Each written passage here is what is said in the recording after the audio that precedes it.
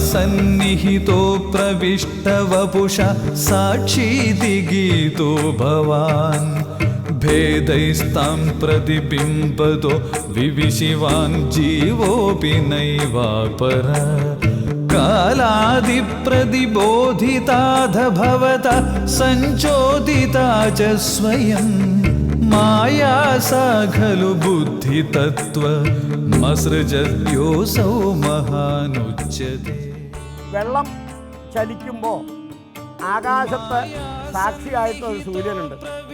ആ സൂര്യൻ്റെ പ്രതിബിംബം വെള്ളത്തിൽ എത്ര എത്ര എത്ര എത്ര പാത്രങ്ങൾ വെച്ചാലും അതിലൊക്കെ വേറെ വേറെ വേറെ വേറെ പ്രതിബിംബിച്ച് കാണും. സൂര്യൻ ഒന്നേ ഉള്ളൂ. പക്ഷേ വെള്ളം ചലിക്കുമ്പോൾ പ്രതിബിംബങ്ങളൊക്കെ ചലിച്ചുകൊണ്ടിരിക്കുന്നുണ്ട്, സൂര്യൻ ചലിക്കുന്നില്ല. ഇതേപോലെയാണ് ഭഗവാന്റെ ചലനം, ഭഗവാൻ ഉണ്ടാക്കുന്ന ചലനങ്ങൾ നമുക്ക് അനുഭവപ്പെടുന്നു.